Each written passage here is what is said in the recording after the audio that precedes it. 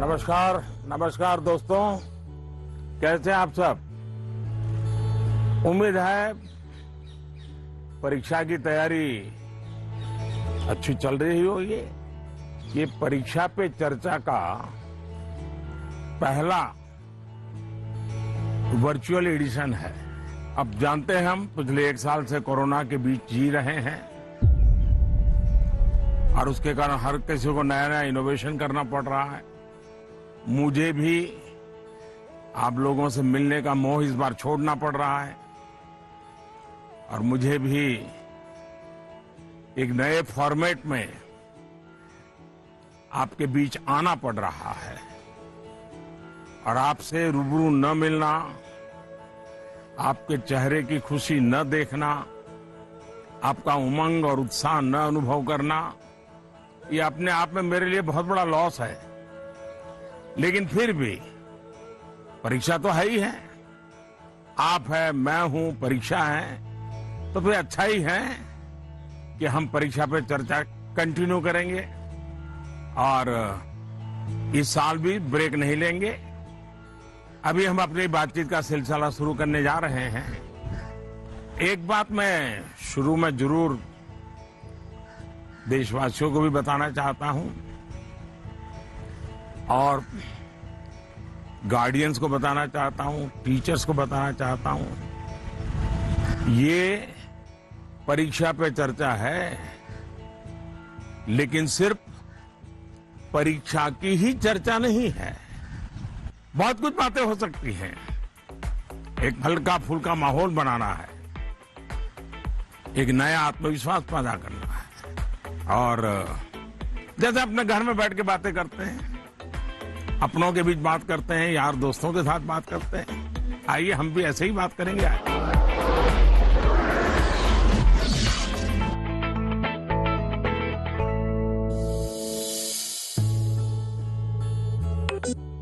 नमस्कार honourable PM sir. नमस्कार नमस्कार। मेरा नाम एन पल्लवी है। मैं 9वीं कक्षा पढ़ रही हूँ। सर, हम अक्सर ऐसा महसूस करते हैं कि पूरा साल पढ़ाई ठीक चल रही होती है, लेकिन जैसे ही परीक्षा निकट आती है बहुत ही तनावपूर्ण स्थिति हो जाती है। कृपया इसके लिए कोई उपाय बताइए सर। बहुत धन्यवाद सर। धन्यवाद पल्लवी। मुझे बताया गया है कि इसी तरह का और भी एक सवाल है। सादर अभिनंदन आदरणीय प्रधानमंत्री जी। मेरा नाम अर्पण पांडे है। मैं global Indian international school Kuala Lumpur Malaysia में 12वीं कक्षा का छात्र हूँ। मैं आपसे अपनी भावी भविष्य की सफलता हेतु एक प्रश्न के उत्तर की आकांक्षा करता हूँ और आशा करता हूँ कि आप इसमें मेरा मार्गदर्शन करेंगे। मेरा प्रश्न है, परीक्षा की तैयारी के दौरान हमारे मन में आने वाले भय और तनाव से हम कैसे उभरे? कि क्या होगा अगर अच्छे अंक और अच्छा कॉलेज मिलेगा या नहीं? धन्यवाद। पल्लवी, अर्पण, देखिए आप जब ये फियर की, डर की बात करते हैं तो मुझे भी डर लग जाता है। अरे ऐसी कौन सी बात है जिसके लिए डरना चाहिए? क्या पहली बार एग्जाम देने जा रहे हो क्या पहले कभी एग्जाम दी नहीं? क्या आपको मालूम नहीं था कि मार्च महीने, अप्रैल महीने में एग्जाम आती है? सब पता है, पहले से पता है, साल भर पहले से पता है। अचानक तो नहीं आया है, और जो अचानक नहीं आया है कोई आसमान नहीं टूट पड़ा है। इसका मतलब हुआ कि आपको डर एग्जाम का नहीं है, आपको डर किसी और का है। और वो क्या है? आपके आसपास एक माहौल बना दिया गया है कि यही एग्जाम सब कुछ है, यही जिंदगी है और इसके लिए पूरा सामाजिक वातावरण, कभी कभी स्कूल का वातावरण भी, कभी कभी माँ बाप भी, कभी अपने रिश्तेदार भी एक ऐसा माहौल बना देते हैं, ऐसी चर्चा करते हैं कि जैसे कोई बहुत बड़ी घटना से आपको गुजरना है, बहुत बड़े संकट से गुजरना है। मैं उन सब से कहना चाहूंगा, खास करके मैं पेरेंट्स से कहना चाहता हूं, आपने क्या करके रख दिया है? मैं समझता हूं कि ये सबसे बड़ी गलती है। हम आवश्यकता से अधिक ओवर कॉन्शियस हो जाते हैं। हम थोड़े ज्यादा ही सोचने लग जाते हैं और इसलिए मैं समझता हूं कि जिंदगी में ये कोई आखिरी मुकाम नहीं है। ये जिंदगी बहुत लंबी है, बहुत पड़ाव आते हैं। एक छोटा सा पड़ाव है।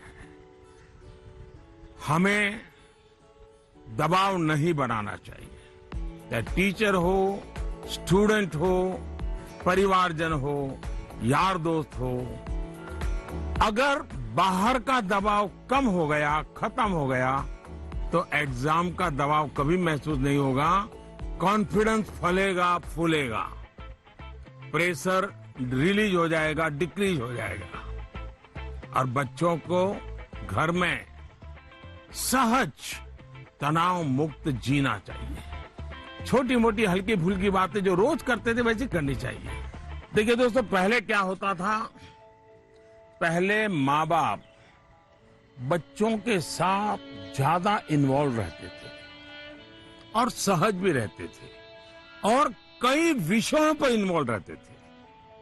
आज जो भी इन्वॉल्व रहते हैं वो ज्यादातर कैरियर, एग्जाम, पढ़ाई, किताब, सिलेबस, मैं उसको सिर्फ इन्वॉल्वमेंट नहीं मानता हूं। और इससे इन्हें अपने बच्चों के असली सामर्थ्य का पता नहीं होता है। अगर माँ बाप ज्यादा इन्वॉल्व है तो बच्चों की रुचि, प्रकृति, प्रवृत्ति इस सबको अच्छी तरह समझते हैं और जो कमियां हैं उन कमियों को समझ करके उसको भरने की कोशिश करते हैं और उसके कारण बालक का कॉन्फिडेंस लेवल बढ़ता है। उसकी स्ट्रेंथ माँ बाप को पता है, उसकी वीकनेसेस माँ बाप को पता है और उसके कारण माँ बाप समझते हैं कि ऐसे समय वीकनेसेस को बाजू में करो, स्ट्रेंथ को जितना बल दे सकते हो दो। लेकिन आज कुछ माँ बाप इतने व्यस्त हैं कि उन्हें बच्चों के साथ रियल सेंस में इन्वॉल्व होने का समय ही नहीं मिलता। इसका परिणाम क्या होता है? आज बच्चे के सामर्थ्य का पता लगाने के लिए पेरेंट्स को एग्जाम के रिजल्ट का शीट देखना पड़ता है और इसलिए बच्चों का आकलन भी बच्चों के रिजल्ट तक ही सीमित हो गया है। मार्क्स के परे भी बच्चे में कई ऐसी चीजें होती हैं जिन्हें पेरेंट्स मार्क ही नहीं कर पाते हैं। साथियों, हमारे यहां एग्जाम के लिए एक शब्द है कसौटी। मतलब खुद को कसना है। ऐसा नहीं है एग्जाम आखिरी मौका है, बल्कि एग्जाम तो एक प्रकार से एक लंबी जिंदगी जीने के लिए अपने आप को कसने का उत्तम अवसर है, एक अपॉर्चुनिटी है। समस्या तब होती है जब हम एग्जाम को ही जैसे जीवन के सपनों का अंत मान लेते हैं, जीवन मरण का प्रश्न बना देते हैं। दरअसल एग्जाम जीवन को गढ़ने का एक अवसर है, एक अपॉर्चुनिटी है, एक मौका है। उसे उसी रूप में लेना चाहिए। एक्चुअली हमें अपने आप को कसौटी पर कसने के मौके खोजते ही रहना चाहिए ताकि हम और बेहतर कर सकें। हमें भागना नहीं चाहिए। आइए दोस्तों, अगले सवाल की तरफ बढ़ते हैं। माननीय प्रधानमंत्री जी नमस्कार। मेरा नाम पुण्य सुन्या है। मैं कक्षा 11वीं की छात्र हूँ। मेरे विद्यालय का नाम विवेकानंद केंद्र विद्यालय निर्जुली, डिस्ट्रिक्ट पापुमपारे, स्टेट अरुणाचल प्रदेश है। माननीय प्रधानमंत्री जी, कुछ सब्जेक्ट्स और कुछ चैप्टर्स है जिनको लेकर मैं सहज नहीं हूँ, उनसे पीछा छुड़ाने में लगी रहती हूँ। मैं चाहे कितनी भी कोशिश क्यों ना करूँ, मैं उन्हें पढ़ नहीं पाती हूँ। शायद ये इसलिए होता है क्योंकि मुझे उनसे डर लगता है। सर, इस स्थिति को कैसे दूर किया जा सकता है? धन्यवाद सर। चलिए, आंध्र से हम मलेशिया से अब अरुणाचल पहुंच गए और मुझे बताया गया है कि इसी प्रकार का कोई और एक सवाल भी है। माननीय प्रधानमंत्री जी नमस्कार, मेरा नाम विनीता गर्ग है और मैं SRDAV पब्लिक स्कूल में 25 वर्ष से कार्यरत हूँ। मेरा प्रश्न है, कुछ सब्जेक्ट्स ऐसे हैं जिसमें कई स्टूडेंट्स को डर का सामना करना पड़ता है, इस वजह से वह इनसे बचते हैं। इसके बारे में इतिहास या गणित जैसे विषयों के शिक्षक अच्छी तरह से समझ सकते हैं। टीचर के तौर पर इस स्थिति को और बेहतर बनाने के लिए हम क्या कर सकते हैं? ये कुछ अलग प्रकार का ही विषय मेरे सामने आया। मैं कोशिश करूंगा कि स्टूडेंट्स के मन को छू सकूं और टीचर्स की बात पर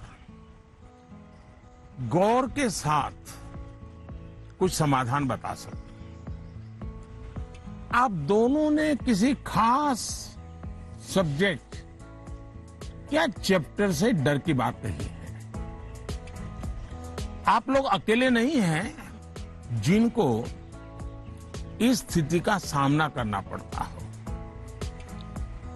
हकीकत तो यह है कि दुनिया में एक भी इंसान ऐसा नहीं मिलेगा जिसके ऊपर ये बात लागू न होती हो।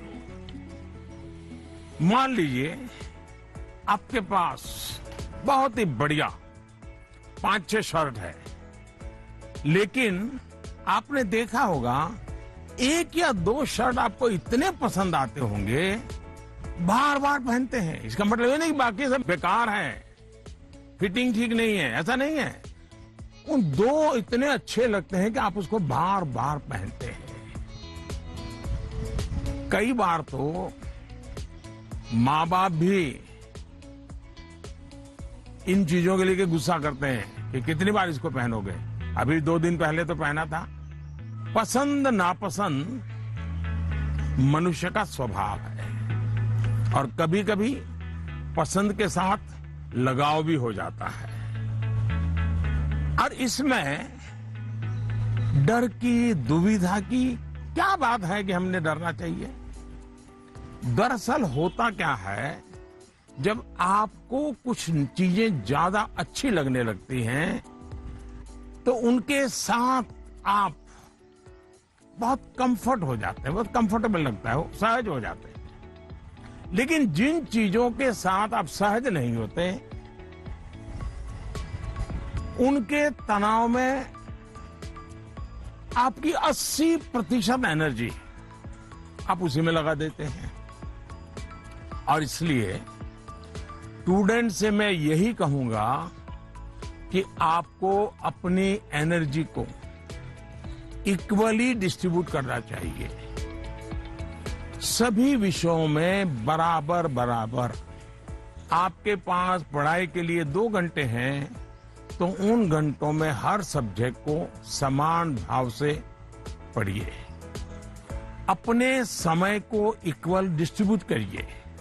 साथियों, आपने देखा होगा टीचर्स, माता पिता हमें सिखाते हैं कि जो सरल है वो पहले करें। ये आम तौर पर ये कहा जाता है और एग्जाम में तो खास तौर पर बार बार कहा जाता है कि जो सरल उसको पहले करो भाई, जब टाइम बचेगा तब वो कठिन है उसको हाथ लगाना। लेकिन पढ़ाई को लेकर मैं समझता हूं ये सलाह आवश्यक नहीं है और उपयोगी भी नहीं है। मैं जरा इन चीज को अलग नजरिए से देखता हूं। मैं कहता हूं जबकि पढ़ाई की बात हो तो कठिन जो है उसको पहले लीजिए। आपका माइंड फ्रेश है, आप खुद फ्रेश हैं, उसको अटेंड करने का प्रयास कीजिए। जब कठिन को अटेंड करेंगे तो सरल तो और भी आसान हो जाएगा। मैं अपना अनुभव बताता हूं। जब मैं मुख्यमंत्री था, तो प्रधानमंत्री बना, तो मुझे भी बहुत कुछ पढ़ना पड़ता है, बहुत कुछ सीखना पड़ता है, बहुतों से सीखना पड़ता है, चीजों को समझना पड़ता है। तो मैं क्या करता था, जो मुश्किल बातें होती है, जिसके निर्णय थोड़े गंभीर होते हैं, मैं मेरे सुबह जो शुरू करता हूं तो कठिन चीजों से शुरू करना पसंद करता हूं।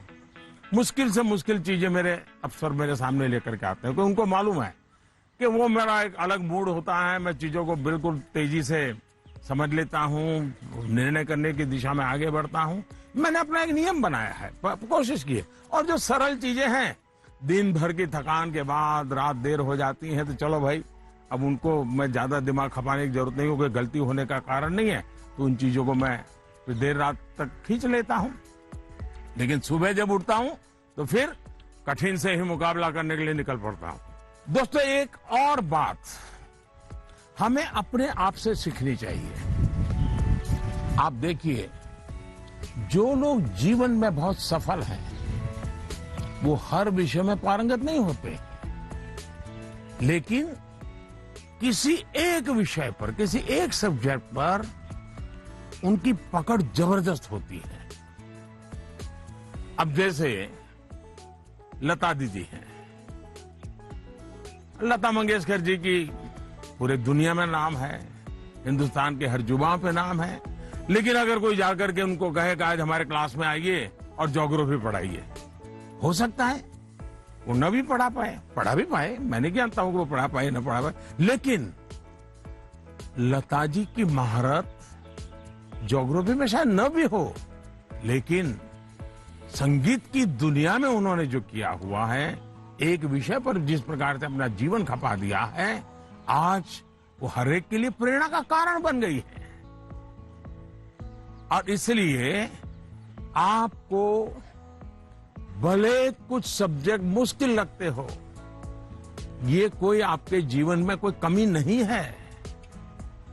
आप बस ये ध्यान रखिए कि इस मुश्किल लगने वाले सब्जेक्ट की पढ़ाई से खुद को दूर मत कीजिए, उसे भागिए मत। वहीं टीचर्स के लिए मेरी सलाह ये है, वो विद्यार्थियों से उनको टाइम मैनेजमेंट के संबंध में, उसके तौर तरीके के संबंध में, सिलेबस के बाहर जाकर के भी कभी उनसे बातें करें, उनसे चर्चा करें, उनको गाइड करें। विद्यार्थियों को टोकने के बजाय उन्हें गाइड करें। टोकना, रोकना, उसका प्रभाव मन पे और ज्यादा नेगेटिव फैलता है। प्रोत्साहित करने से वो कॉन्सेंट्रेटेड ताकत के रूप में कन्वर्ट हो जाता है। कुछ बातें क्लास में सार्वजनिक तौर पर जरूर कहें, ताकि सबका प्रबोधन होगा। लेकिन बहुत सी बातें ऐसी होती हैं, जब किसी एक बच्चे को बुला करके चलते चलते थोड़ा सर पे हाथ रख करके बहुत ही प्यार से कहे, देखो भैया तुम इतने बढ़िया करते हो, जरा देखो इसको जरा थोड़ा ये कर लीजिए, देखिए तुम्हारे में बहुत बड़ी ताकत है, आप देखिए ये बहुत काम आएगा, बहुत काम आएगा। एक काम करिएगा, आपके जीवन में ऐसी कौन सी बातें थी जो कभी आपको बहुत कठिन लगती थी और आज आप उसको बड़ी सहजता से कर पा रहे हैं। ऐसे कुछ कामों की लिस्ट बनाइएगा।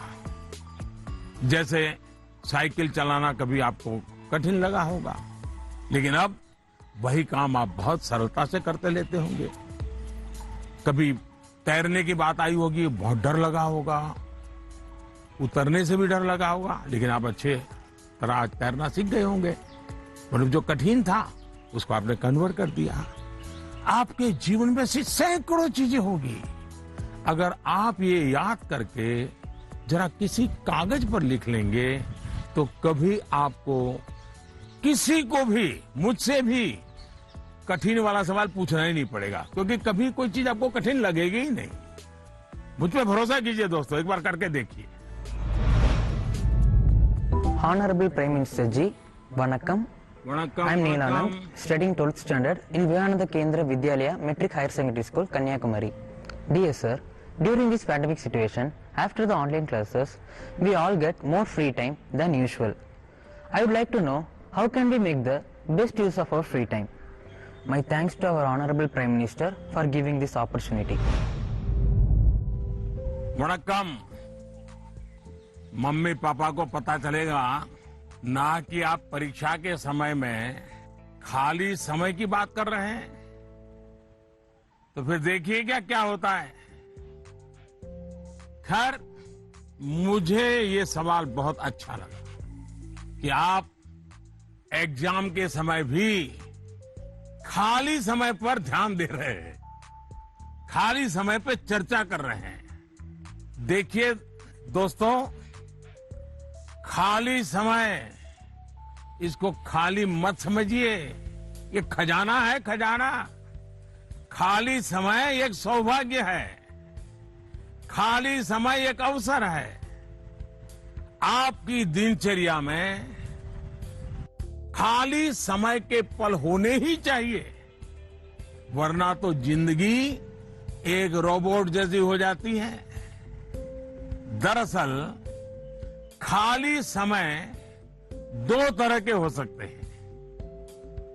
एक जो आपको सुबह से ही पता है कि आज आप 3 से 4 बजे तक फ्री हैं, या आने वाले रविवार को आप आधा दिन फ्री हैं, या आप 4 तारीख को छुट्टी है, आप दोपहर तक आपके पास कोई काम नहीं, आपको पता है। लेकिन दूसरा वो जिसका पता आपको लास्ट मोमेंट में चलता है। अगर आपको पहले से ही पता है कि मेरे पास खाली समय है, तो आप अपने पेरेंट्स या अपने बहन भाई से कह सकते हैं कि मैं आपकी हेल्प करूंगा। आपको क्या काम करना है, आप क्या कर रहे हैं, मैं क्या हेल्प कर सकता हूं। दूसरा, आप सोचें कि ऐसी कौन सी चीजें हैं जो आपको खुशी देती हैं। थोड़ा भारी भरकम शब्द है स्वांतः सुखाय, जिसमें से आपको सुख मिलता है, आपको आनंद मिलता है, आपके मन को बहलाती हैं। आप ऐसा भी कुछ कर सकते हैं। अब आपने मुझे पूछा है तो मैं भी सोचता हूं कि मैं क्या करना पसंद करता हूं। मैंने अपनी दिनचर्या में ऑब्जर्व किया है कि अगर मुझे थोड़ा सा भी खाली समय मिल जाए और अगर झूला है तो मेरा मन करता है कुछ पल में झूले पर जरूर बैठूं। बहुत थकान है और 5 मिनट का भी समय मिल गया, या फिर मैं कोई काम भी कर रहा हूं, तो अपने खाली समय में झूले पर बैठकर, पता नहीं क्या कारण है, लेकिन मेरा मन प्रफुल्लित हो जाता है। जब आप खाली समय अर्न करते हैं तो आपको उसकी सबसे ज्यादा वैल्यू पता चलती है। इसलिए आपकी लाइफ ऐसी होनी चाहिए कि जब आप खाली समय अर्न करें तो आपको असीम आनंद दें। यहां यह भी ध्यान रखने की जरूरत है कि खाली समय में किन चीजों से बचना चाहिए, नहीं तो वही चीज सारा समय खा जाएगी, पता भी नहीं चलेगा, और अंत में रिफ्रेश रिलैक्स होने के बजाय आप तंग आ जाएंगे, थकान महसूस करने लगेंगे। एक और मुझे लगता है कि खाली समय में हमें अपनी क्यूरियोसिटी, जिज्ञासा बढ़ाने की और ऐसी कौन सी चीजें हम कर सकते हैं जो शायद बहुत प्रोडक्टिव हो जाएगी। आपकी माँ या पिता अगर खाना बना रहे हैं, उसे ऑब्जर्व कीजिए। नई नई चीजों में अंदर जाने का, कुछ नया जानने का, इसका इम्पैक्ट सीधा सीधा दिखाई नहीं देता है, पर जीवन में इसका बहुत बड़ा गहरा प्रभाव होता है। फ्री टाइम का एक और बेस्ट यूज हो सकता है कि आप कुछ गतिविधियों से अपने आप को जोड़ें, जिसमें आप को एक्सप्रेस कर पाए, आपकी यूनिकनेस को बाहर ले आ सके, जिसमें आप अपनी इंडिविजुअलिटी से जुड़ सके। ऐसा करने के बहुत से तरीके हैं और आप भी ऐसे बहुत से तरीके जानते हैं। स्पोर्ट्स हैं, म्यूजिक है, राइटिंग है, पेंटिंग है, स्टोरी राइटिंग है, आप बहुत कुछ कर सकते हैं। अपने थॉट्स को, इमोशंस को एक्सप्रेस करने का एक क्रिएटिव तरीका दीजिए, अवसर दीजिए। नॉलेज का दायरा कई बार वहीं तक सीमित होता है जो आपको उपलब्ध है, जो आपके आसपास है, लेकिन क्रिएटिविटी का दायरा नॉलेज से भी बहुत दूर तक आपको ले जाता है, बहुत विस्तार के फलक पर ले जाता है। क्रिएटिविटी आपको उस क्षेत्र में ले जा सकती है जहां पहले कभी कोई नहीं पहुंचा, जो नया हो। हमारे यहां कहा जाता है, जहां न पहुंचे रवि वहां पहुंचे कवि। ये क्रिएटिविटी की तो बात है। जो आया है वो नमो ऐप पर आया है, उसका विजुअल मेरे पास नहीं है, लेकिन मुझे वो सवाल अच्छा लगा, इसलिए मुझे लगता है कि मैं जरूर आपसे शेयर करूं। पटना से सवाल है, प्रवीण कुमार ने पूछा है, सर आज माँ बाप के लिए बच्चे बड़े करना थोड़ा मुश्किल हो गया है। कारण है आज का जमाना और आज के बच्चे। ऐसे में हम कैसे ये सुनिश्चित करें कि हमारे बच्चों का व्यवहार, आदतें और चरित्र अच्छा हो। प्रवीण कुमार एक जागरूक पिता के रूप में शायद मुझे पूछ रहे हैं। बड़ा कठिन सवाल है मेरे लिए। मैं कहूंगा कि पहले तो आप स्वयं चिंतन करें, आत्मचिंतन करें। क्या ऐसा तो नहीं है कि जीवन जीने का जो तरीका आपने चुना है, आप चाहते हैं वैसे ही जिंदगी आपके बच्चे भी जिए, और थोड़ा सा भी उनमें बदलाव आता है तो आपको लगता है हो रहा, वैल्यूज का ह्रास हो रहा है।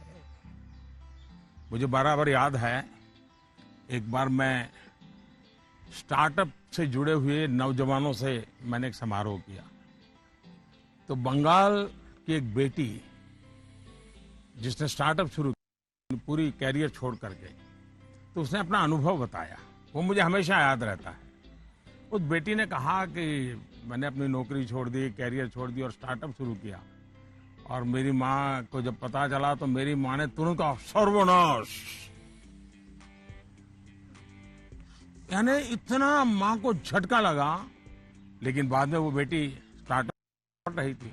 आपको सोचना चाहिए कि आप अपने भाव विश्व में अपने बच्चों को जकड़ने का प्रयास तो नहीं कर रहे हैं, और इसलिए आपका परिवार, आपकी परंपराएं, उसमें मूलभूत मूल्यों को कैसे जोड़ दें, हमें आइडेंटिफाई करना चाहिए।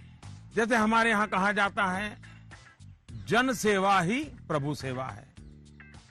ये हमारे शास्त्रों में मूल्य के रूप में है, लेकिन आपके घर में पूजा पाठ तो बहुत होती है, तो उसके मन में कॉन्फ्लिक्ट शुरू हो जाता है, सवाल खड़े हो जाते हैं, और सवाल उठना स्वाभाविक में है।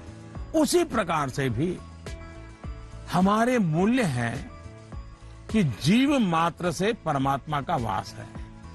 उसी प्रकार से हम सबकी मान्यता है, और हमें यह सिखाया गया है, हमारे जीवन मूल्य के रूप में प्रस्थापित हो चुका है, और हमारी सोच है कि जीव मात्र में परमात्मा का वास है।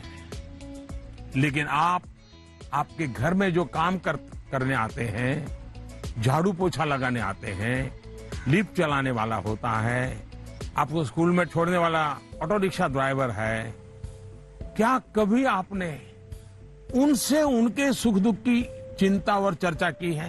क्या कभी आपने पूछा, वे आपके परिवार में तो किसी को कोरोना नहीं हुआ है ना, आपके परिवार के तो सब सुखी है ना, आप जिस गांव से आए हो उस गांव में तो सब ठीक है ना?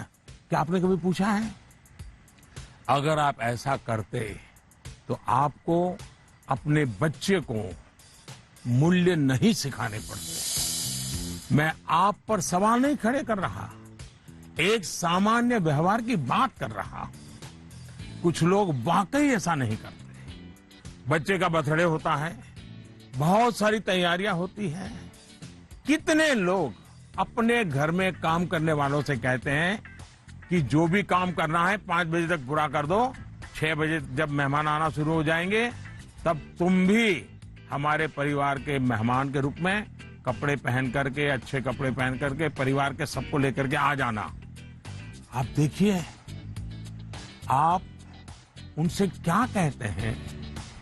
आज घर में बहुत से मेहमान जाने वाले हैं, देर तक रुकना पड़ेगा। आप ऐसा कहने के बजाय क्या कहते हैं? देखो, कल बहुत मेहमान आने वाले हैं, बहुत काम है, तुम घर बता के आ जाना, देर से आऊंगा, देर से आऊंगी। यानी आपका बच्चा देख रहा है कि इतना बड़ा उत्सव है घर में, लेकिन वो जो मेरे लिए मेहनत करते हैं दिन रात, वो तो इसमें हिस्सेदार ही नहीं है। और तभी उस बच्चे के मन में टकराव शुरू होता है। मैं आपको एक और उदाहरण देता हूं। हम कहते हैं बेटा बेटी एक समान, ये मूल्य है हमारे यहां देव रूप की जो कल्पना की गई है, उसमें स्त्री भगवान का उतना ही महत्व है।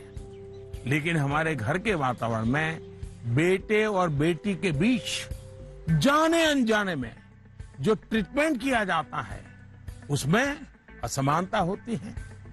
उसके बाद जब वही बेटा समाज जीवन में जाता है तो उसके द्वारा नारी समानता में कुछ न कुछ कमी की संभावना बन ही जाती है। ये सही है कि परिवार के संस्कार अच्छे होते हैं तो बुराइयां हावी नहीं होती हैं, लेकिन 19-20 का ही फर्क होता है। बेटा बेटे के व्यवहार में कुछ न कुछ कमी रह जाती है। इसलिए हमने जो अपना भाव विश्व बनाया हुआ है, वो जब व्यवहार की कसौटी पर खरा नहीं उतरता है, तब बच्चों के मन में अंतर्द्वंद शुरू हो जाता है। इसलिए मूल्यों को कभी भी थोपने का प्रयास न करें, मूल्यों को जीकर प्रेरित करने का प्रयास करें। आखिरकार बच्चे बड़े स्मार्ट होते हैं।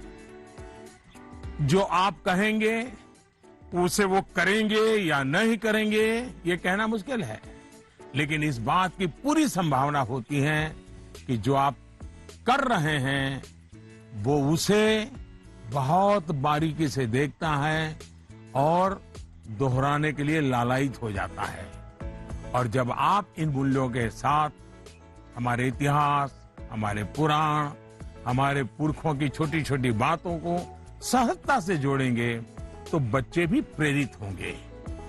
आचार व्यवहार में उतरना आसान हो जाएगा।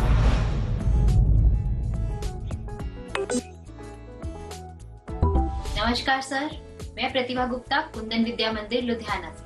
सर, मेरा आपसे सवाल ये है कि हमें हमेशा काम करवाने के लिए बच्चों के पीछे भागना पड़ता है, तो हम कैसे उन्हें सेल्फ मोटिवेटेड बना सकते हैं ताकि वे अपनी चीजें खुद करें? धन्यवाद। आप बुरा न माने तो मैं जरा इस विषय में आपसे अलग राय रखता हूं। मुझे लगता है कि बच्चों के पीछे इसलिए भागना पड़ता है क्योंकि उनकी रफ्तार हमसे ज्यादा है।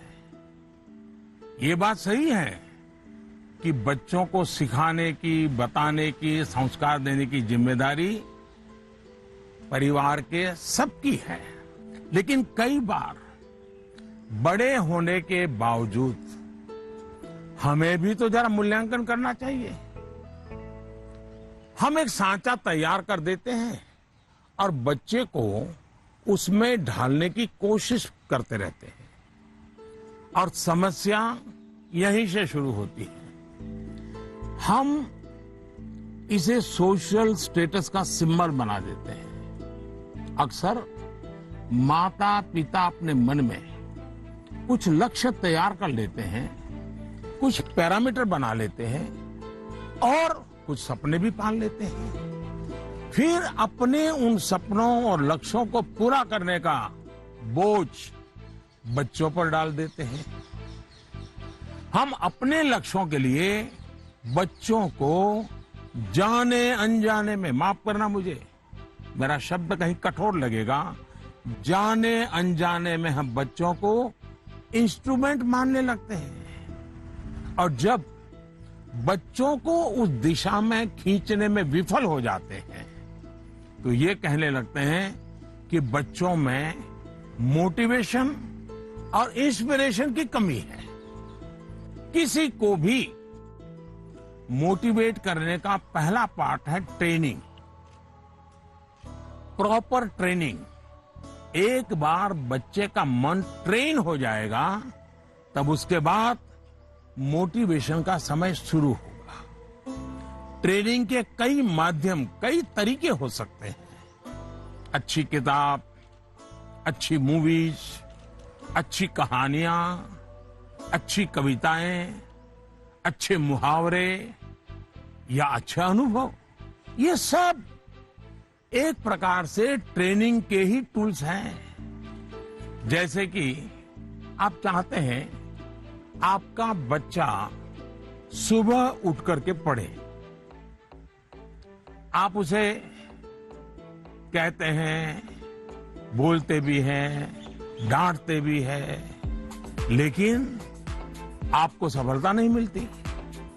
लेकिन क्या आपके घर में कभी ऐसी किताबों की चर्चा होती है जिसमें इनडायरेक्टली सुबह उठने के फायदों की चर्चा हो?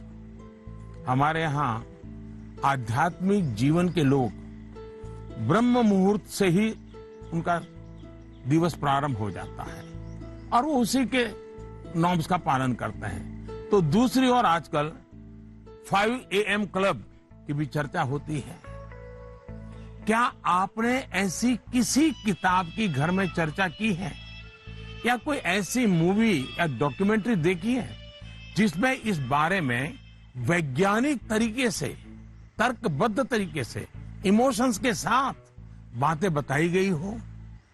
ये एक बार करके देखिए, सुबह उठने के लिए बच्चे की ट्रेनिंग खुद ही हो जाएगी। एक बार मन ट्रेन हो गया, मन में बच्चा समझ गया कि सुबह उठने का क्या फायदा है, तो फिर वो खुद मोटिवेट होने लगेगा। यही तो एनवायरनमेंट क्रिएशन होता है जिसकी घर में सबसे ज्यादा जरूरत है। आप बच्चे के बचपन का वो समय याद करिए जब आप उसको गोद में लेते थे। मान लीजिए आपकी जेब में पेन है या आपने चश्मा पहना है, बच्चा उसे खींचता है, चश्मा उतारता है, तो आप क्या करते हैं? आप बच्चे को अगर चश्मा वापस लेने की कोशिश करते हैं तो वो रोता है, पेन वापस लेने की कोशिश करते हैं तो रोता है। तो समझदार माँ बाप क्या करते हैं? उसको एक बड़ा बॉल उसके सामने खड़ा कर देते हैं, लेकर के खड़े हो जाते हैं। बच्चा क्या करता है? चश्मे छोड़ देता है, पेन छोड़ता है, बड़ा बॉल खेलने के लिए ले लेता है, न रोता है, आसानी से आप सॉल्यूशन निकाल देते हैं। आप उसका माइंड डाइवर्ट करके उसे ज्यादा पसंद की दूसरी पॉजिटिविटी देकर उसे मोटिवेट करते थे। ये जो काम आपने पहले किया है जब बच्चा बिल्कुल छोटा था, वही काम आप अब भी कर सकते हैं। आपने सुना होगा, एक दीप से झले दूसरा। आपका बच्चा पर प्रकाशित नहीं होना चाहिए। आपका बच्चा स्वयं प्रकाशित होना चाहिए। बच्चों के अंदर जो प्रकाश आप देखना चाहते हैं, वो प्रकाश उनके भीतर से प्रकाशमान होना चाहिए और वो आपके जागरूक सक्रिय प्रयासों से संभव है। आप अपने एक्शंस में जो बदलाव दिखाएंगे वो बच्चे बहुत बारीकी से ऑब्जर्व करेंगे। यहां एक और बात की ओर मैं आपका ध्यान दिलाऊंगा। बच्चों को कभी भी भय पैदा करके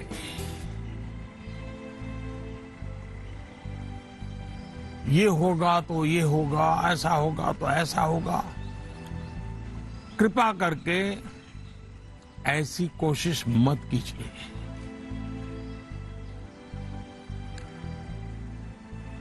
एक प्रकार से वो तरीका लगता तो बहुत आसान है, लेकिन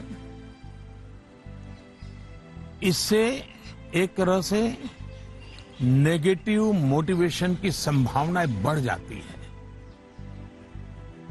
जैसे ही आपने जो हवा खड़ा किया है वो खत्म हो जाता है, बच्चे का मोटिवेशन भी खत्म हो जाता है। और इसलिए पॉजिटिव मोटिवेशन साथ साथ बार बार पॉजिटिव रीइंफोर्समेंट पर बल देते रहना चाहिए। मोटिवेशन का जो मंत्र बच्चों के लिए है, एक प्रकार से वो हम सबके लिए भी है, मनुष्य मात्र के लिए है। Namaste Prime Minister sir, my name is Tanay and I am a student of Salmia Indian Model School, Kuwait. Sir, I have a question to ask you that how to prepare ourselves for the battle of life. Thank you sir. NaMo app पर मसूरी उत्तराखंड श्रीमान अशरफ खान ने लिखा है, sir हम सब जब अपने बड़े कजिन्स या दोस्तों से बात करते हैं तो वो कहते हैं कि अभी स्कूल में तो तुमने जीवन देखा ही कहां है, जीवन की असली कसौटी तो स्कूल से बाहर निकल करके होगी। मेरा सवाल यह है कि आज हम अपने आप को कल की चुनौतियों के लिए कैसे तैयार करें। तनय, आप तो कुवैत से मुझसे बात कर रहे हो, लेकिन तनय कभी किसी ने इस बात को मार्क किया है कि तुम्हारे जो आवाज है वो गॉड गिफ्टेड है? क्या कभी तुम्हारे माँ बाप ने, कभी आपके दोस्तों ने, कभी आपके टीचर्स ने कभी कहा है कि आपका ध्यान गया है? आज आपका सवाल सुनने के बाद, खैर रिकॉर्डेड है, लेकिन मैं पक्का मानता हूं कि आपको एक बहुत ही विशिष्ट प्रकार की आवाज परमात्मा ने दी है। कभी उस पर ध्यान दीजिए, ये आपकी बहुत बड़ी विरासत बन सकती है। खैर, मैं तनय की बातों की ओर चला गया, लेकिन जो सवाल आपने पूछे हैं, पहली बात तो ये कि जो लोग आपको ये कहते हैं,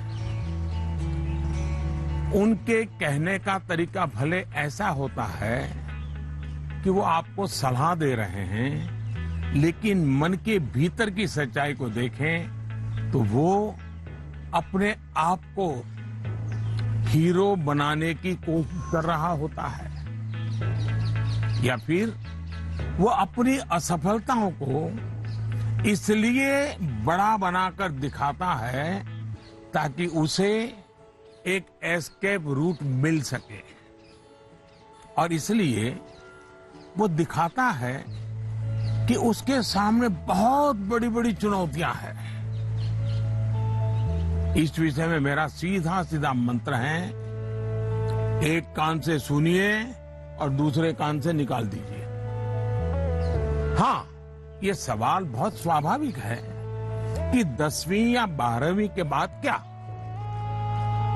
ये हर बच्चे के मन में होता है, और न मैं इससे इनकार कर सकता हूं और न कोई और उससे इनकार कर सकता है। बहुतों के लिए ये सवाल चिंता और निराशा फैलाने वाला हो सकता है।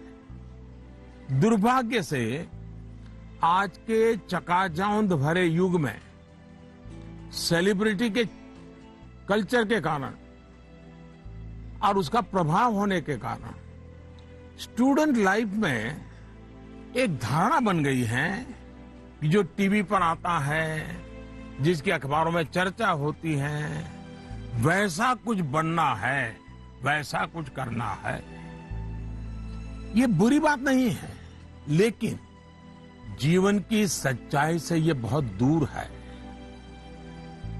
ये जो प्रचार माध्यमों में 1000-2000 लोग हमारे सामने आते हैं, दुनिया इतनी छोटी नहीं है। इतनी बड़ी विश्व व्यवस्था, इतना लंबा मानव इतिहास, इतनी तेजी से हो रहे परिवर्तन बहुत सारे अवसर लेकर के आते हैं। जीवन की सच्चाई ये है कि जितने लोग हैं उतनी विभिन्नताएं हैं, जितने लोग हैं उतने अवसर भी है। हमें अपनी जिज्ञासा का दायरा बहुत बड़ा करने की आवश्यकता है, उसको विस्तार देने की आवश्यकता है। और इसलिए आवश्यक है कि 10वीं क्लास में, 12वीं क्लास में भी आप अपने आसपास के जीवन को ऑब्जर्व करना सीखिए। आपके आसपास इतने सारे प्रोफेशन है, नेचर ऑफ जॉब्स है और बदलते हुए नेचर ऑफ जॉब्स हैं। खुद को ट्रेन करिए, अपनी स्किल बढ़ाइए और उसका लाभ उठाइए। करियर के चुनाव में एक पक्ष ये भी है कि बहुत से लोग जीवन में इजी रूट की तलाश में रहते हैं। बहुत जल्दी वाहवाही मिल जाए, आर्थिक रूप से बड़ा स्टेटस बन जाए, ये इच्छा ही जीवन में कभी कभी, हर बार नहीं लेकिन कभी कभी अंधकार की शुरुआत भी करने का कारण बन जाती है। फिर ये अवस्था ऐसी होती है जिसमें सपने पालना और देखना जरा अच्छा लगता है, सपनों में खोए रहना अच्छा लगता है। सपने देखना अच्छी बात है, लेकिन सपने को लेकर के बैठे रहना और सपनों के लिए सोते रहना, ये तो सही नहीं है। सपनों से आगे बढ़कर अपने सपनों को पाने का संकल्प ये बहुत महत्वपूर्ण है। आपको सोचना चाहिए कि आपका वो कौन सा एक सपना है जिसे आप अपने जीवन का संकल्प बनाना चाहेंगे। जैसे ही आप ये संकल्प ले लेंगे, आपको आगे का रास्ता भी उतना ही साफ दिखाई देने लगेगा। माननीय प्रधानमंत्री जी प्रणाम। माफ करिएगा, मेरा सवाल परीक्षा पे आधारित नहीं है, पर कृपया करके आप इस पे हंसिएगा नहीं। आजकल के बच्चे प्रॉपर खाना नहीं खाना चाहते, सारा टाइम चिप्स, चॉकलेट और जंक पे उनका ध्यान रहता है। आप कृपया करके हमें ये बताइए कि हमें इसके बारे में क्या करना चाहिए।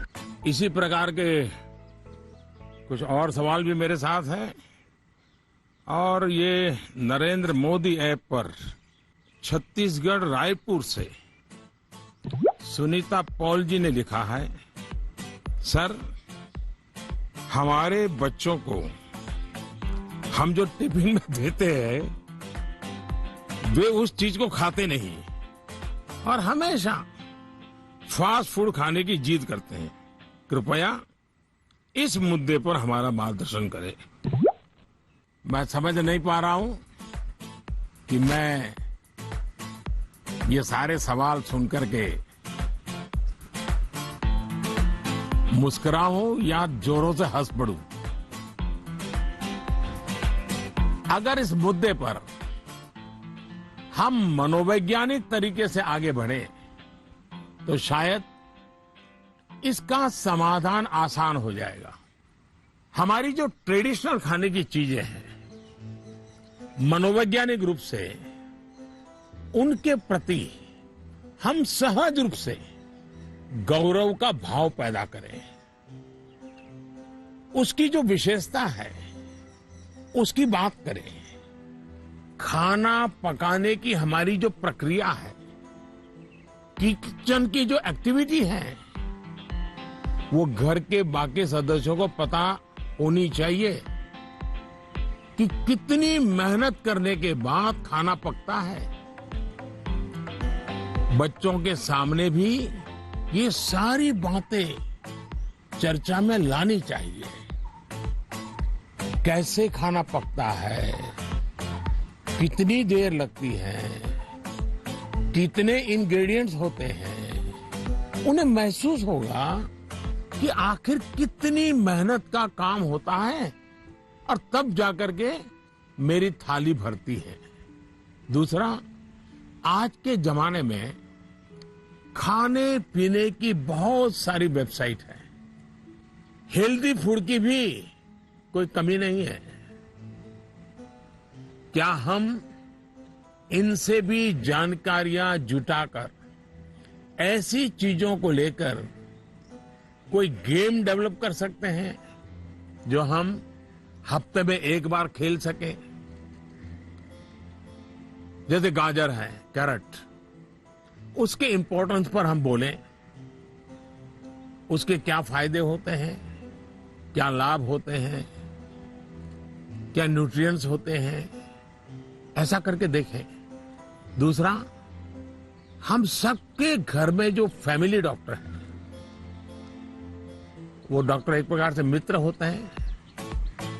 जब कभी उनका घर आना हो तो उनकी बातें पूरा परिवार सुने कि किस प्रकार के खाने का क्या महत्व है, न्यूट्रिएंट्स कहां से मिलते हैं, क्या खाना चाहिए, वो बता सकते हैं कि आपके घर में क्या प्रॉब्लम हेरिडिटरी है और उनसे बचने के लिए क्या खाना आवश्यक है। इससे भी बच्चों को फायदा होगा। तीसरा, आप टीचर से रिक्वेस्ट कर सकते हैं कि आप बच्चों में ये क्या आपको तकलीफ हो रही है, खास करके खाने के विषय में, टीचर को समझाइए, टीचर को विश्वास में लीजिए। आप देखिए, टीचर बड़ी कुशलता से कथा कहते कहते, बात करते करते, हंसी मजाक में उसके दिमाग में भर देगा कि ये क्यों करना चाहिए। और टीचर के कहने का बच्चों पर अलग ही असर होता है। हमें भी कुछ कुछ नए एक्सपेरिमेंट करते रहना चाहिए। मैंने काफी ऐसे उदाहरण देखे हैं जहां परिवार में ट्रेडिशनल खाना ही बच्चों को मॉडर्न रंग रूप में बनाकर दिया जाता है, तो उससे बच्चों में भी उसको लेकर एक स्वाभाविक आकर्षण पैदा होता है। खैर, ये मेरे सिलेबस के बाहर का विषय है, लेकिन हो सकता है शायद मेरी कुछ बातें काम आ जाए आपको। क्या करें कि वे उस विषय को याद रख सके? अच्छा, तो आपको मेमोरी की जड़ी बूटी चाहिए। जी सर। देखिए दिव्यांका, आप सबसे पहले अपनी डिक्शनरी से इस शब्द को डिलीट कर दीजिए। आप सोचिए ही नहीं कि आपके पास याद करने की शक्ति नहीं है। अगर आप खुद से जुड़ी कुछ घटनाओं को देखें तो आपको पता चलेगा कि वास्तव में आपको बहुत सारी चीजें याद रहती हैं। जैसे आपकी मदर टंग या मदर टंग आपने किसी को बहुत ग्रामर के साथ पढ़ाया था क्या, सिखाया था क्या? नहीं सर। आपको याद होगा? नहीं। क्या स्कूल में आपने सीखी या किताब में कहीं? जी नहीं। हाँ, ये सब सुन करके सीखी। तो यही वो चीजें हैं, जरा सोचिए कि आपको जो पसंद है, क्या इन चीजों को याद रखने के लिए आपने कभी कोशिश की थी? वो बातें जिनसे आप पूरी तरह जुड़ गए हैं, मग्न हो गए हैं, वो बातें जो आपका हिस्सा बन गई हैं, आपके विचार प्रवाह का हिस्सा बन गई हैं, उन्हें आप कभी नहीं भूलते हैं। दूसरे शब्दों में कहूं तो ये मेमोराइज नहीं है, एक्चुअली ये इंटरनलाइज है। और इंटरनलाइज करना यही इसका एक अच्छा रास्ता है। और इसलिए आपको याद करने पर जोर देने के बजाय आपको उसे जीने की कोशिश करनी चाहिए। सहजता, सरलता, समग्रता के साथ आपके पास भी वही सारी शक्तियां हैं जो किसी बहुत टैलेंटेड व्यक्ति के पास होती है। सोचिए, अपने भाई या बहन के साथ अगर आपका झगड़ा हुआ हो तो वो आपको एकदम याद रहता है, आप उसे भूलते नहीं है।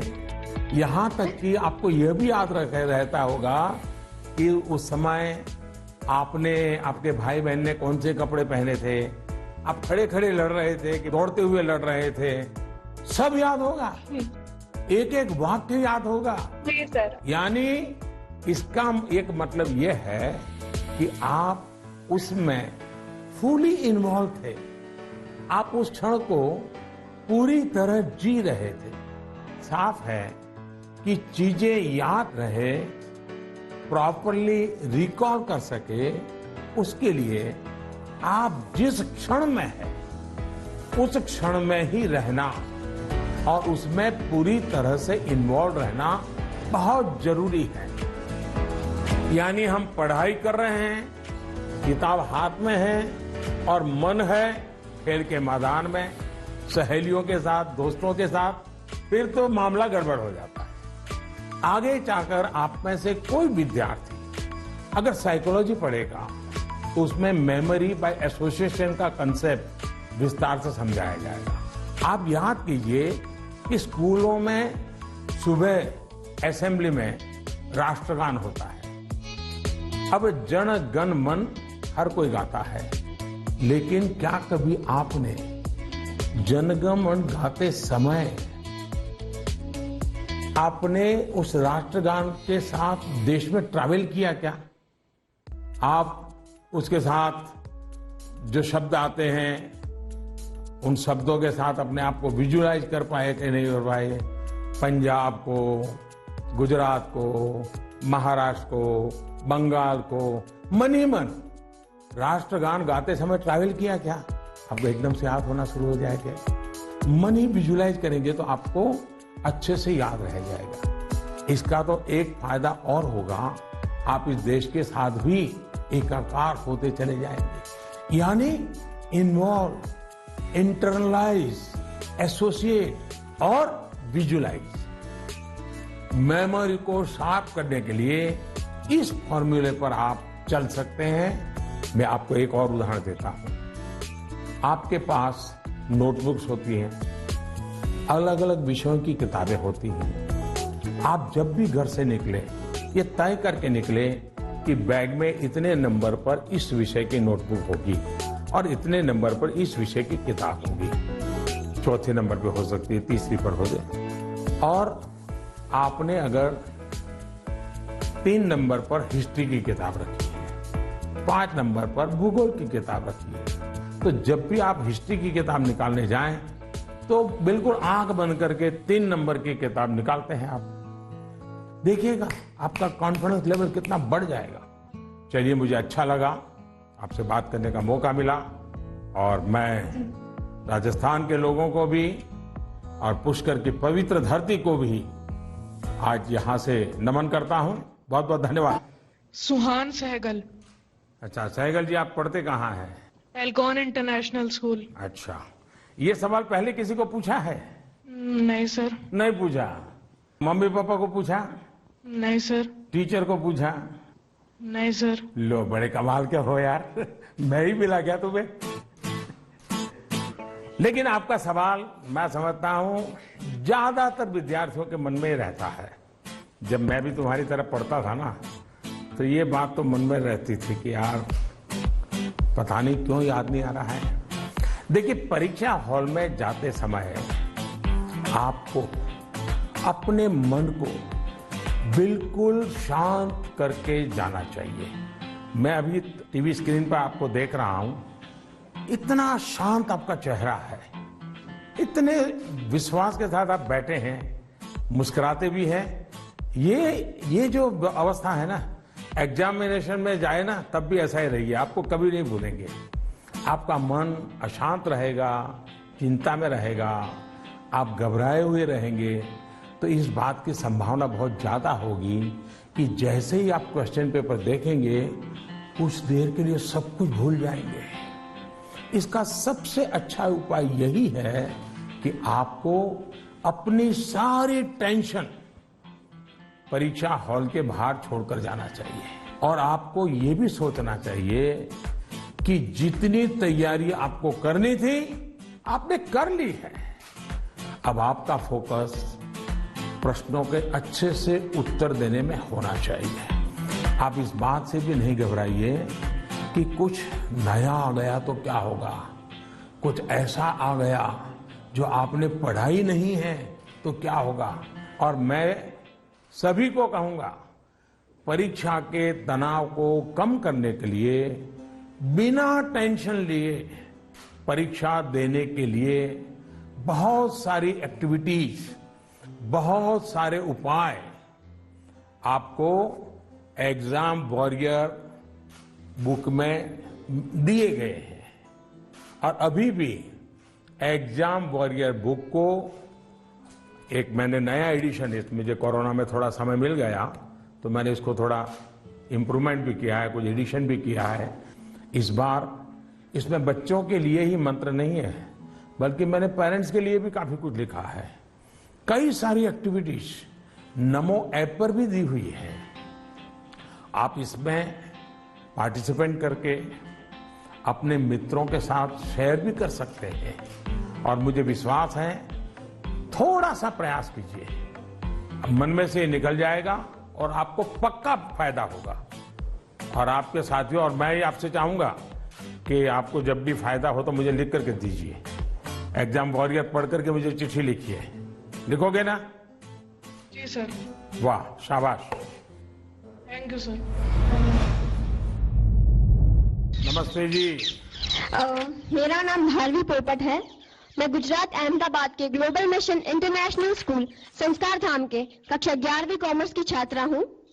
श्रीमान, इस कोरोना काल में उद्योग, व्यापार, सरकार को भी तकलीफ आई होगी, लेकिन क्या आपने सोचा है कि विद्यार्थियों को क्या तकलीफ आई? सर, इस संकट को मैं अपने जीवन में किस रूप में याद रखूं? ऐसा लगता है कि हम छात्रों का एक साल निरर्थक हो गया हो। मेरी जगह आप होते तो क्या करते? आपका मार्गदर्शन हमें दिशा देगा। धन्यवाद। धारवी आपका छोटा भाई है? बड़ा भाई, छोटा भाई कोई है घर में? छोटी बहन है। हैं? छोटी बहन है सर। छोटी बहन है, अच्छा जी सर। छोटी बहन को ऐसे ही डांटती हो जैसे अभी कह रही थी? नहीं सर। है? ऐसे आंखें खोल करके बोल रही थी। अच्छा, साबरमती आश्रम पहले आई थी कि आज पहली बार आई? सर, फर्स्ट टाइम आई हूँ आज। फर्स्ट टाइम आई हो? कितने साल से अहमदाबाद में रह रही हो? 6 years सर। अच्छा, तो 6 साल से रह रही हो और आपको कभी मन नहीं कर गया कि भारत की आजादी का इतना महत्वपूर्ण स्थान, वहां कभी जाना चाहिए?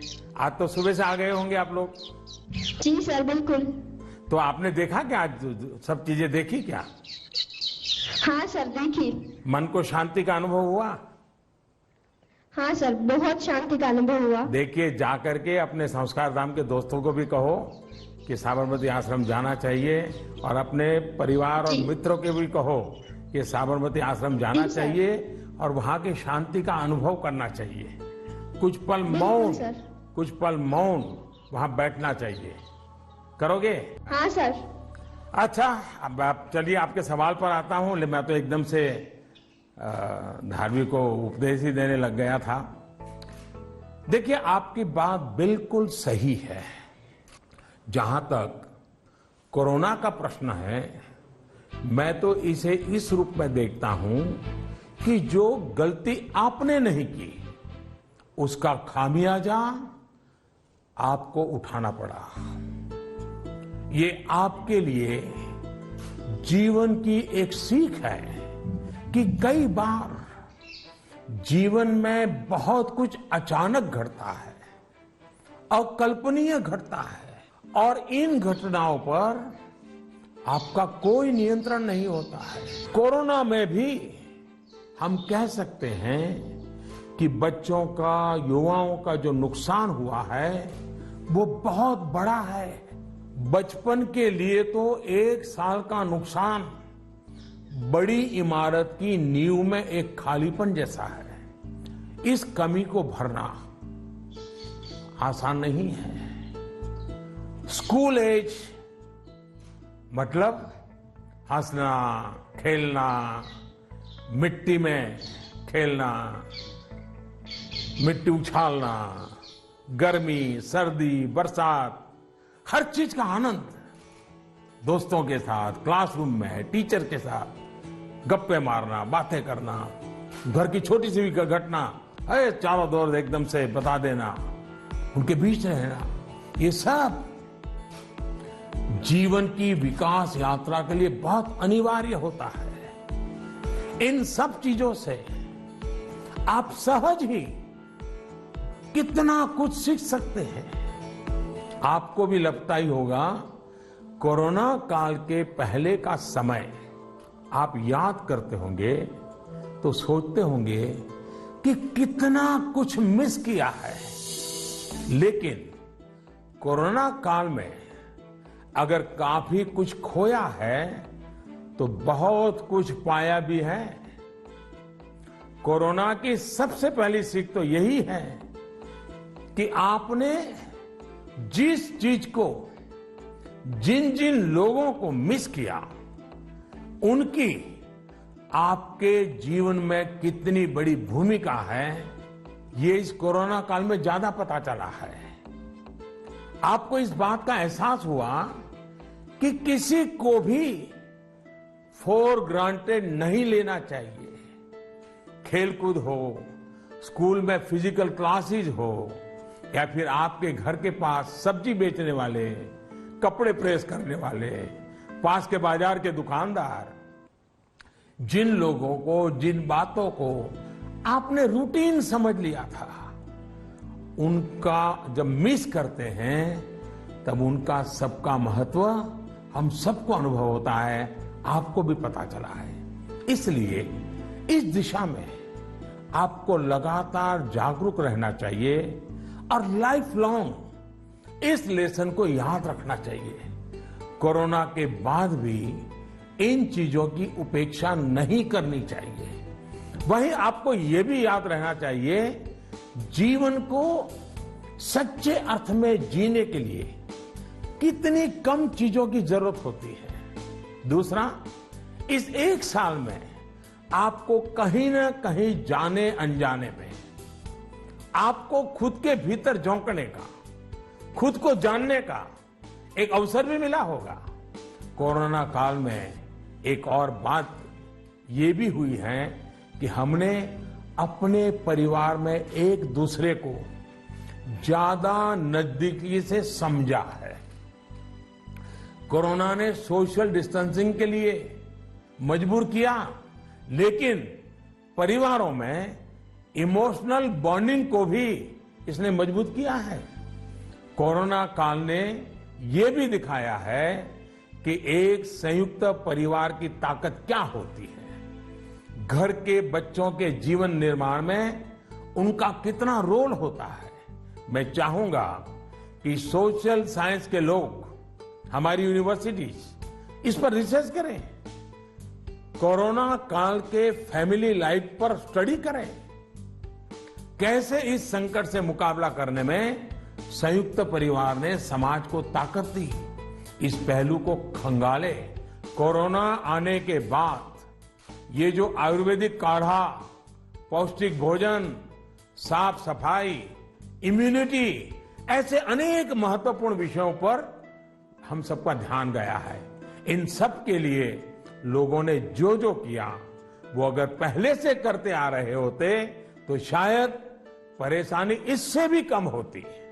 लेकिन अच्छा है, अब ये बदलाव लोगों ने अपने जीवन में शामिल कर लिया है। और इसलिए मैं यही कहूंगा, ये बहुत बड़ी बात है कि परिवार के बच्चे ऐसे गंभीर पहलुओं पर सोच रहे हैं, बात कर रहे हैं। धन्यवाद बेटा, धन्यवाद। নমস্কাৰ।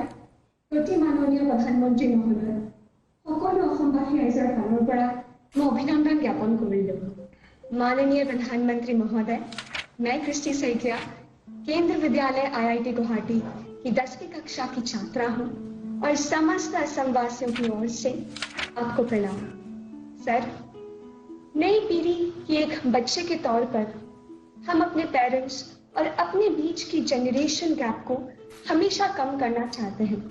तो प्राइम मिनिस्टर सर, हम ये किस प्रकार कर सकते हैं? कृपया अपने मार्गदर्शन दीजिए। क्या नाम बताया बेटा? Sir, Christy Saikia. इतनी बढ़िया हिंदी कैसे बोल लेती हो? धन्यवाद सर। चलिए, आपका सवाल तो बहुत अच्छा है। एक विद्यार्थी के रूप में आपने जो सवाल पूछा है, उसके लिए मैं आपकी बहुत सराहना करता हूं। ये बताता है कि आप उस मुद्दे को लेकर कितने संवेदनशील हैं। आप न केवल इस विषय को समझ रहे हैं, बल्कि दो पीढ़ियों के बीच जनरेशन गैप कम हो, इसका भी प्रयास कर रहे हैं। लेकिन मुझे पेरेंट्स से इस विषय पर बात करनी है। एक बात जो पेरेंट्स को डिसाइड करनी है, क्या वो बुढ़ापे की ओर जाना चाहते हैं या फिर अपनी उम्र कम करना चाहते हैं। और आप भी बेटा अपने मम्मी पापा को जरूर ये सवाल पूछना। अगर पेरेंट्स बुढ़ापे की तरफ जाना चाहते हैं तो बेशक अपने बच्चों के साथ डिस्टेंस बना ले, गैप बढ़ाते रहें। अगर आपको नवजीवन की ओर आगे बढ़ना है, अपनी उम्र घटानी है, युवा बने रहना है, तो आप अपने बच्चों के साथ गैप कम कीजिए, क्लोजनेस बढ़ाइए। ये आपके फायदे वाला है। आप याद करिए, जब आपका बच्चा 1 साल की उम्र का था तो आप उसके साथ कैसे बातें करते थे? तब आप उसे हंसाने के लिए कैसी कैसी आवाजें निकालते थे? आप अपने चेहरे के भांति भांति के एक्सप्रेशन बनाकर कैसे उससे बात करते थे? ऐसा करते हुए क्या कभी आपने सोचा कि कोई देखेगा तो क्या कहेगा? कभी आपने सोचा कि लोग आपको ऐसा करते हुए देखेंगे तो ये कहेंगे ये कैसे चेहरे बना रहा है, कैसी आवाज निकाल रहा है? क्या कभी उस समय आपने ये सोचा कि आपके बच्चे के मन में क्या चल रहा होगा? आपको उस समय आनंद आया, इसलिए आपने ये किया। आपने किसी की परवाह नहीं की, यानी आप सब कुछ छोड़कर खुद एक बच्चे बन गए। बच्चे से खेलने के लिए आप खुद खिलौना बन गए और बच्चे के खिलौनों से भी उतना ही चाव से खेले। आप याद करिए, कभी आप घोड़ा बने होंगे, कभी बच्चे को पीठ पर बिठाकर चले होंगे, कभी कंधे पर बिठाकर घर भर घूमे होंगे, कभी 4 पैर करके चले होंगे। बच्चा रोया होगा तो उसे चुप कराने के लिए आप भी झूठ-मूठ कर रोए होंगे। तब आपको कोई फर्क नहीं पड़ता था कि देखने वाला क्या कहेगा, घर के बाकी लोग क्या कहेंगे, समाज क्या कहेगा, दोस्त क्या कहेंगे, कुछ नहीं सोचा। क्या कभी सोचा था? आप उसका आनंद लेते हैं और ऐसा बच्चे के 5-6 साल की उम्र तक चलता रहता है। जैसे ही बच्चा थोड़ा बड़ा होता है तो एक लेवल पर मेंटेलिटी ऐसी हो जाती है कि माँ बाप बच्चे को डोमिनेट करना चाहते हैं। बच्चे को हर चीज सिखाना चाहते हैं। अचानक जो दोस्त थे वो दोस्त न रहकर बच्चे के इंस्ट्रक्टर बन जाते हैं और कभी कभी इंस्पेक्टर भी बन जाते हैं। साथियों, बच्चा जब बाहर की दुनिया में पैर रखता है तो बहुत सी बातें ऑब्जर्व करता है। घर में जो देखा था उससे कुछ ज्यादा, कुछ अलग, कुछ नया वो देखने लगता है। उस समय आपकी ये जागरूक जिम्मेदारी है कि उस नए वातावरण में आपका बच्चा और अधिक फले फूले। और इसका उत्तम तरीका है कि आप उसके मन से जुड़े, उसके मन से ही करें और उसकी हर बात को इमोशनली अटैच होकर के सुने। ऐसे नहीं फोन कर रहे हैं और वो बोल रहा है, ऐसा नहीं होना चाहिए। बिल्कुल उसके साथ जुड़िए। आपको जो पसंद नहीं, अगर वो काम आपका बच्चा करके आया है तो उसको डांटिए मत, टोकिए मत, बस सुनते रहिए। सुनते समय उसको लगना चाहिए कि आप उसको कितना प्यार करते हैं। हाँ, लेकिन जो चीज अच्छी नहीं है उसको मन में रजिस्टर करके रखिए। और ये ग्रोइंग एज के बच्चों के लिए करना बहुत जरूरी होता है। आप जितना हो सके उसकी बात सुनिए, उसकी बात समझिए। आप इंस्ट्रक्टर बनकर उसे सुबह से शाम तक क्या करना है ये मत समझाइए। बार बार ये मत पूछिए कि मैंने ये कहा था, क्या क्या किया। बस अपनी आंखें खुली रखिए, कान खुले रखिए, उस पर ध्यान रखिए। उसमें सुधार से जुड़ी जो बातें आपने रजिस्टर की हैं, जो आपको ठीक नहीं लगा, उसे ठीक करने के लिए बहुत विचार करके एक एनवायरनमेंट क्रिएट करिए ताकि उसे खुद ही लगे कि वो कहां गलत कर रहा है।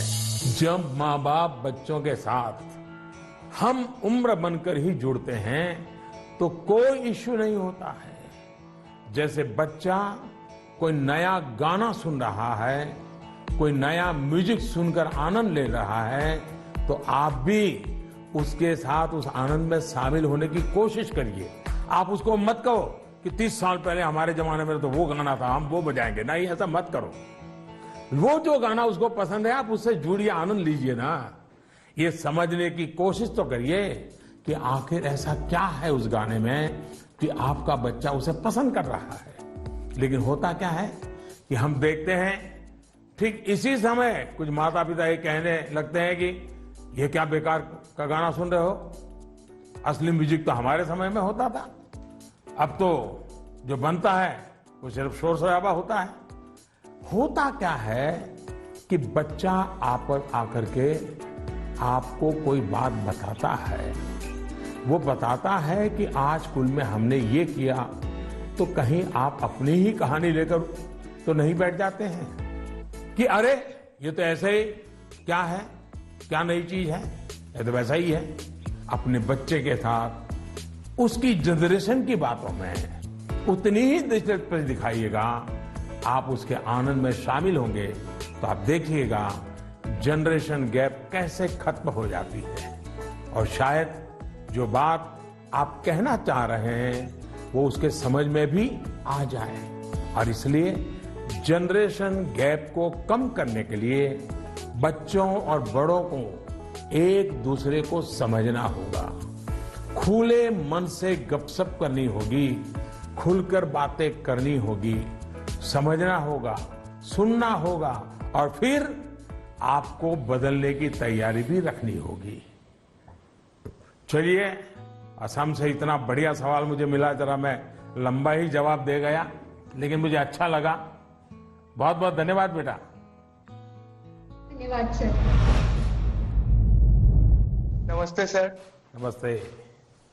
I am Shreyan Roy of class 10. I study in Central Middle School, Barakpur, Kolkata. Sir, in the exam season, what scares us more is that what happens after exam. What will happen if our result does not come so good? is failure in examination is actually the failure in our life too. अरे यार, ऐसा कैसे सोचते हो? हैं? अगर आप exam warrior किताब पढ़ते तो ये सारे सवालों के जवाब आप खुद ही लोगों को दे देते। लेकिन आपका सवाल महत्वपूर्ण है और शायद ऐसे सवाल बार बार उठते भी हैं और बार बार जवाब देने भी होते हैं। एक बार कहने से बात बनने वाली नहीं है। और मैं ये बात पूरे खुले मन से कहना चाहता हूं कि दुर्भाग्य से शिक्षा के क्षेत्र में और पारिवारिक जीवन में सोचने का दायरा इतना सिमट गया है। परीक्षा में आपके जो नंबर आए वो आपकी योग्यता का पैमाना नहीं हो सकते। भारत ही नहीं, दुनिया में आप ऐसे बहुत से सफल लोगों को देखेंगे जो क्लास में नंबरों में भले अच्छे नहीं थे, लेकिन आज वो अपनी फील्ड में सर्वश्रेष्ठ हैं। ये परीक्षा सिर्फ एक पड़ाव है। इस परीक्षा में नंबर कम आने का मतलब ये नहीं होना चाहिए कि आपके जीवन में बहुत बड़ा नुकसान हो गया। हाँ, भविष्य में आपको जिस एक चीज से आपको बचकर रहना चाहिए उसके बारे में मैं आपको जरूर बताऊंगा। एक नई तरह की कुरीति आ रही है समाज में, जिसे हम डेस्टिनेशन फीवर कह सकते हैं। मतलब दूसरे अगर किसी एक डेस्टिनेशन पर हैं तो उन्हें देखकर अपना डायरेक्शन तय करना। आपका कोई रिश्तेदार कहीं जाकर सफल हुआ, आपको लगता है वहां जाकर आप भी सफल हो जाएंगे। कोई असफल हुआ तो आपको लगता है हम भी उसी फील्ड में गए तो असफल हो जाएंगे। हमें लगता है वो स्टूडेंट इस दिशा में गया, इस क्षेत्र में गया, ये बना, उस क्षेत्र में उसने ये नाम कमाया, तो हम भी वही करेंगे, तभी हमारा जीवन सफल होगा। ये सोच सही नहीं है दोस्तों। इसी सोच का परिणाम है कि बहुत से स्टूडेंट्स इतने तनाव में जी रहे हैं। आप जो पढ़ते हैं वो आपके जीवन की सफलता और विफलता का पैमाना सिर्फ यही एकमात्र नहीं हो सकता। आप जो जीवन में करेंगे वो आपकी सफलता और असफलता को तय करेंगे। आप लोगों के प्रेशर, सोसाइटी के प्रेशर, माता पिता के प्रेशर, इन सब से बाहर निकलिए। हमें पोटेंशियल को जानने के लिए मैदान में कूदना ही पड़ता है। मुझे लगता है कि आपको अपना जवाब मिल गया होगा। साथियों, मुझे बहुत अच्छा लगा आप सबसे वर्चुअली मिलने का मुझे मौका मिला। मैं आप सबका बहुत बहुत धन्यवाद करता हूं। वाकई मुझे बहुत आनंद आया। आप सबसे बात करना मेरे लिए भी एक उमंग से कम नहीं होता है, आनंद से कम नहीं होता है। मुझे लगता है कि आप सभी को भी जरूर उसमें से कुछ न कुछ बातें काम आएगी। जरूरी नहीं है कि मैंने जो कहा है उसी पर चलना चाहिए। सोचिए, अपने तरीके से सोचिए। साथियों, आज मैं आपको एक बड़े एग्जाम के लिए तैयार करना चाहता हूं। ये बड़ा एग्जाम है जिसमें हमें 100% मार्क लेकर के पास होना ही है। ये है अपने भारत को आत्मनिर्भर बनाना। ये है वोकल फॉर लोकल को जीवन मंत्र बनाना। मेरा एक आग्रह है, जब आपकी बोर्ड परीक्षाएं समाप्त हो जाएं, तो परिवार के लोगों के साथ मिलकर एक लिस्ट बनाइए। सुबह से लेकर रात तक आप जिन चीजों का उपयोग कर रहे हैं उनमें से कितनी चीजें विदेशी धरती पर बनी हैं और कितनी चीजों में भारत मां की मिट्टी की सुगंध है, कितनी चीजें किसी देशवासी की मेहनत से बनी हैं। इसके अलावा एग्जाम के बाद के लिए एक टास्क आपको देना चाहता हूं। आप सब जानते हैं कि हमारा देश आजादी के 75 साल के उपलक्ष्य में आजादी का अमृत महोत्सव मना रहा है। अमृत महोत्सव में हमारे स्वाधीनता सेनानियों के बारे में आप सब लोग जाने, आजादी की लड़ाई के बारे में जाने, इसके लिए देश ने एक अभियान शुरू किया है। आपको इस अभियान से जुड़ना है। आप अपने राज्य की आजादी की लड़ाई से जुड़ी 75 घटनाएं खोजकर निकालिए। ये किसी व्यक्ति के संघर्ष में जुड़ी हो सकती है, किसी क्रांति वीर से जुड़ी हो सकती है। इन घटनाओं को आप अपनी मातृभाषा में विस्तार से लिखिए। इसके अलावा हिंदी, इंग्लिश में लिख सके तो भी अच्छा होगा। आप इसको साल भर का प्रोजेक्ट बनाइए और डिजिटल तरीके से इसे कैसे करें, इसके लिए अपने टीचर से भी गाइडेंस लीजिए। आप अपने टीचर से बात करिए, अपने पेरेंट्स से, दादा दादी से बात करिए। आप क्या कर सकते हैं, इस पर चर्चा करिए। साथियों, गुरुदेव रविंद्रनाथ टैगोर ने लिखा है, मैंने स्वप्न देखा कि जीवन आनंद है। मैं जागा और पाया कि जीवन सेवा है। मैंने सेवा की और पाया कि सेवा में ही आनंद है। आप खुद भी देखिए, जब हमारी इच्छाएं, हमारे लक्ष्य देश की सेवा से जुड़ जाते हैं तो हम करोड़ों जीवनों से जुड़ जाते हैं। इसलिए बड़े सपने रखने हैं, देश के लिए सोचना है। मुझे पूरा भरोसा है आप ये एग्जाम बहुत अच्छे मार्क्स से पास करेंगे। उसके बाद जीवन में बहुत आगे जाएंगे। इसलिए खूब पढ़िए, खूब खेलिए, खूब मस्ती करिए। रिजल्ट के बाद मुझे अपने संदेश भी जरूर भेजिएगा, मुझे इंतजार रहेगा। इन्हीं शुभकामनाओं के साथ सभी मेरे युवा साथियों का, नन्हे नन्हे दोस्तों का बहुत बहुत धन्यवाद। अनेक अनेक शुभकामनाएं।